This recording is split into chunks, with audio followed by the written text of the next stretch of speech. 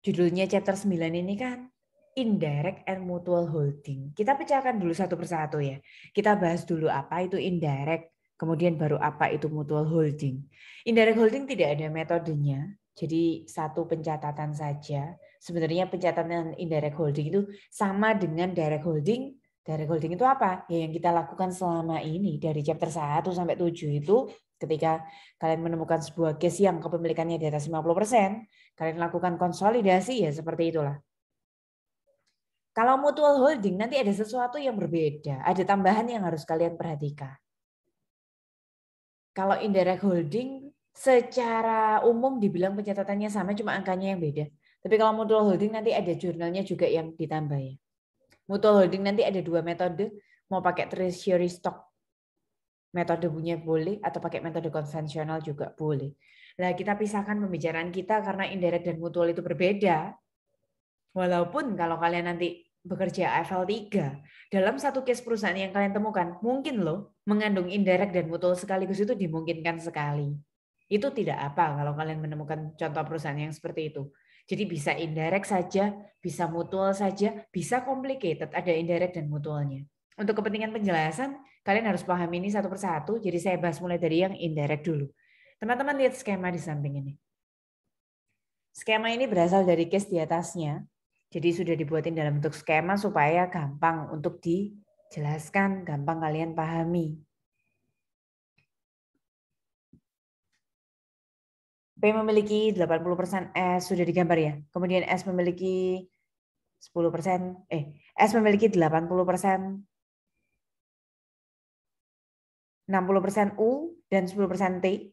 Kemudian T memiliki 70% V dan seterusnya. Itu sudah dibuat jadi skema seperti ini. Dari sini sebenarnya sudah jelas sekali. Yang sudah kita pelajari sebelum chapter 9 itu direct holding. Direct itu artinya P terhadap S langsung begitu ya. Nah, apa berarti definisi indirect holding? Kalian bisa menemukan itu di contohnya parent, subsidiary, terus ada U. Parent T U, parent T V. Apa itu? Definisi dari indirect holding berarti.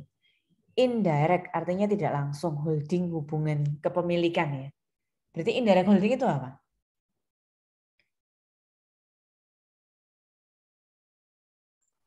Jadi anak perusahaan ada anaknya lagi gitu, Datuk.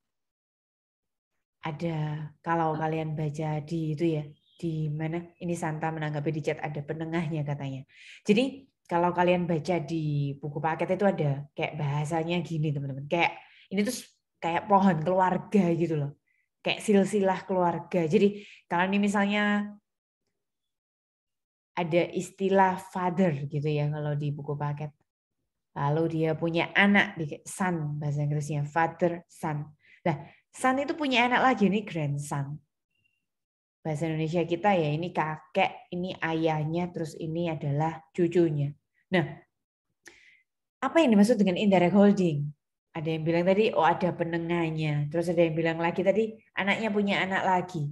Nah, tapi definisi sebenarnya dari indirect kan tidak langsung. Apa yang dimaksud tidak langsung itu hubungan seperti apa? Gimana? Bisa dijelaskan lebih rinci nggak, Lilia, Santa?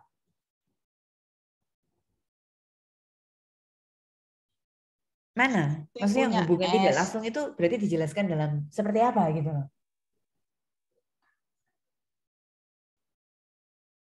Yang mana hubungan tidak langsung?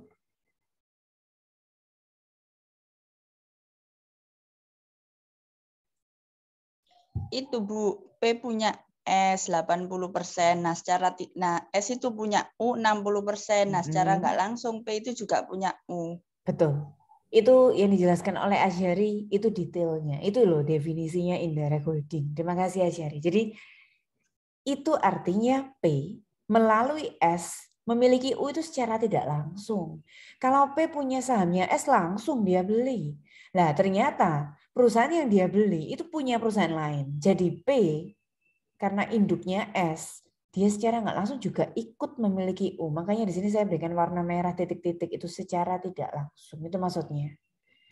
Nah, teman-teman nanti cari contoh case-nya ya, langsung praktek ya. Ada pasti teman-teman. Apalagi PT terbuka yang kalian cari adalah PT-PT yang contoh yang besar-besar. Nah ini sering kali terjadi. Atau mungkin ada yang menggunakan contoh PT pakai keluarganya sendiri juga boleh. Ada yang seperti ini. Jadi biasanya itu namanya hubungan tidak langsung. Nah kita coba lihat ya. Apa terjadi efek apa selama ini dalam jurnal transaksi dan jurnal kertas kerja kita. Nanti kita akan melihat indirect holding ini berbedanya pertama pada perhitungan consolidated net income dan NCI share. Saya minta teman-teman kembali membayangkan. Ingat nggak apa itu consolidated net income? Apa itu NCI share? Kalian bisa menemukan consolidated net income. Ingat, biasanya kalian harus tahu laporan keuangannya P dulu. Tahu laporan keuangannya S dulu begitu. Nah kalau di sini berarti tahu laporannya keuangannya U dulu. Kemudian kalian gabungkan jadi satu. Berapa income gabungannya itu? Ya tentunya melalui kolom adjustment and elimination. Kalian masukkan jurnal kertas kerja di debit dan kredit. Nanti ada akun yang berubah saldonya gitu ya. Terus ini ada di bagian laba rugi. NCI share juga ada di laba rugi. NCI share itu adalah berapa beban kita expense ya. NCI share itu yang kita bagi untuk kepentingan yang minoritas. Bagaimana cara menghitungnya? Ada cara cepatnya. Kalian nggak mesti membuat jurnal kertas kerja dulu, menjejerkan semua laporan keuangan, terus di debit kreditnya dilihat, di adjustment itu nggak usah. Teman-teman perhatikan, kalian hanya perlu membuat kolom. Siapkan kolom sebanyak nama perusahaan yang ada di skema tersebut ya. P, S, T, U, V, sudah siap 5 kolom. Ini keterangannya. Pertama dimulai dari separate income. Apa itu separate income? Income, laba, terpisah masing-masing perusahaan ini. Ada, diketahui di soalnya. 50, 30, 35. Yang rugi jangan lupa dikasih dalam kurung, kemudian plus 40 lagi untuk V. Kurangi unrealized ditambah realized. Nah, unrealized dan realized profit ini berasal dari transaksi apa? Bermacam-macam. Kalian sudah pegang ada inventory, ada plan aset. Lah itu semua datanya dikumpulkan. Kalau di sini contohnya yang punya unrealized profit hanya perusahaan T saat menjual barang dagangan ke P ada unrealized 5.000. Jadi di kolomnya T kalian masukkan saja unrealized-nya ada 5.000. Sudah, separate income-nya dilihat. Ada perubahan hanya di T-nya saja. Yang lainnya tidak ada karena tidak ada data unrealized sama realized. Oke. Kemudian kita lanjut lagi. Seperti yang Asyari tadi bilang. Contoh, kalian lihat yang P, S, U. Jadi ya, karena P memiliki S, kalau S bagi laba, ya P-nya berhak 80%-nya. Itu wajar, normal ya, direct. Kita punya 80% S, kita dapat laba dari S 80%. Nah ternyata teman-teman, S kan punya 60% U. Jadi U nanti kalau bagi laba, 60%-nya kan disetorkan ke S. Nah S itu nanti labanya, mau nggak mau juga diambil 80%-nya ke P lagi. Jadi secara tidak langsung, U labanya 60% masuk S, 80% dari 60% itu masuk lagi ke P. Bagaimana cara menghitungnya? Ini loh, lewat kolom seperti ini. Saya mulai dari perusahaan yang tidak punya anak lagi. Harus seperti itu ya teman-teman. Kenapa kok kalian nggak bisa mulai menghitung dari S? Ya gawat lah. S-nya itu harus kalian tambahin labanya U dulu, baru nanti di total masuk ke P. Kalau kalian langsung kerja dari S ya nggak bisa. Kan S-nya belum terima dari U. Jadi kalian harus kerja dari perusahaan yang tidak punya anak lagi. Boleh dari U, boleh dari V. Bebas. Ini saya dari V. V, labanya 70% masuk ke T. Perhatikan. Labanya V 70% kali 40.000 itu 28.000. Berkurang di V, masuklah nambah ke T. Sampai sini ada pertanyaan? Oke, selanjutnya. Bukan laba, tapi rugi.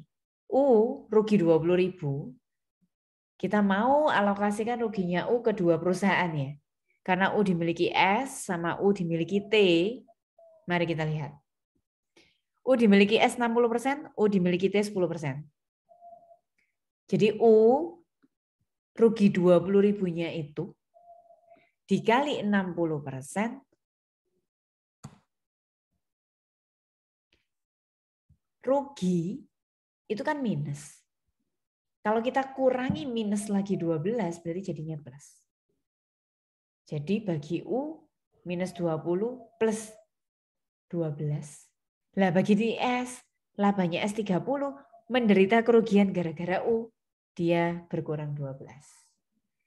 Kalau yang U ke T kalikan 10%, jadi minus 20-nya tadi kalikan 10%, minus 20 minus 2.000, jadi plus 2.000 gitu secara matematis. Yang di T 58, terus ikut-ikutan ruginya U, dikurangi 2.000. Silakan jika ada pertanyaan lagi. U beres, V beres, kalian boleh bekerja dari T atau dari S dulu sekarang. Bebas. Kalau saya dari T. Oh, teman-teman, tidak bebas. Harus dari T. Kenapa? Kalau kerja dari S, nggak bisa ya. Karena S punya T, jadi T itu masih harus setor ke S, S-nya baru setor ke P lagi. Jadi harus dari T. T-nya dimiliki oleh S sama T-nya dimiliki oleh P. T yang dimiliki S 10%, T yang dimiliki P 80%. Jadi T yang dimiliki S, T 56.000, 10%-nya disetorkan masuk ke S. T dimiliki oleh P 80%, jadi 80% dari labanya T berkurang disetorkan ke P. Setelah itu terakhir S. S hanya dimiliki oleh P saja, 80%. Jadi S 80%-nya berkurang, masuklah ke P. Nanti yang disebut dengan consolidated net income itu hanya di kolomnya parent saja, di P saja, yang paling istilahnya yang induknya dari semuanya itu. Nah, yang di bawah-bawahnya itu namanya NCI share. Kalau di kertas kerja nanti ada NCI share S, NCI share T, NCI share U, NCI share V, seperti itu. Jadi namanya dipisah-pisah sesuai dengan perusahaan yang mana. Itu bagaimana cara mencari consolidated net income dan NCI share ya teman-teman. Pada hubungan indirect holding. Paling mudah, paling teliti melalui tabel seperti ini. Ada pertanyaan sebelum saya melangkah ke perbedaan dalam pencatatan jurnal? Kemudian itu kan tadi bagaimana teknik mudah cara menghitungnya. Consolidated net income dan NCI share. Sekarang apa sih perbedaan di jurnal transaksi sama di jurnal kertas kerjanya ya? Jurnal transaksi ada 4 jurnal dasar ya. Pembelian, dividen, net income sama amortisasi. Ternyata yang beda hanya di net income. Jadi yang saya beri abu-abu itu tidak ada perbedaan. Entah kalian nyatet direct atau indirect holding. Jadi misal nih. Jurnal beli apa? Coba sebutkan. P mengakuisisi S. Jurnalnya apa? Ingat nggak? Yang mengawali segalanya. Ya, debitnya? Investment in S. Kreditnya? S. Nah, kalau S membeli T, apa jurnalnya? Yang nyatet S sekarang. Membeli T dia. Membeli saham di T. Berarti apa? Investment in T. Ya, investment in T itu cash. Begitu aja ya. Jadi jurnal beli sederhana sekali. Siapa beli siapa. Lalu dividen. Kalau terima dividen dari S ya cash itu investment in S. Kalau S-nya yang terima dividen dari T, ya S-nya akan buat jurnal cash to investment in T. Begitu. Amortisasi juga demikian, income to investment tergantung itu bicara siapa nyatet punyanya investasi di mana gitu loh. Nggak ada perbedaan teman-teman. Nah, net income pun sebenarnya nggak ada perbedaan. Kalau kita jadi P, ya saya nggak akan tanya kalian jadi STUV, enggak kok. Karena kita selalu jadi P ya. Tadi itu saya hanya ngomong sama kalian bagaimana kalau S yang beli sama T, oh itu ternyata jurnalnya sama gitu loh. Tapi kita selalu fokusnya di P kok. Nah, P itu kan berhubungannya secara langsung sama S sama T. Jadi dia bakalan dapat income itu dari S sama T. Walaupun secara tidak langsung dia akan dapat dari U sama V, tapi dia tetap nyatetnya melalui S sama T. Perhatikan. Hanya yang dicatat investment in S income from S, investment in T, income from T. Nah, tapi teman-teman, ini sesuai dengan pertanyaannya Brian tadi. Bukan ketika dia terima dari S ya. Labanya S bukan lagi 30.000.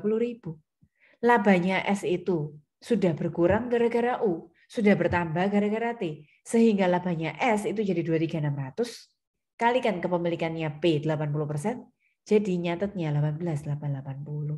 Hal ini akan mudah ketika kalian sudah membuat tabel. Kalian akan teliti labanya S yang dicatat oleh P itu berapa. Begitu pula terhadap T. Bukan lagi T itu labanya pakai 35.000 terus dikali 80% begitu saja. Enggak boleh.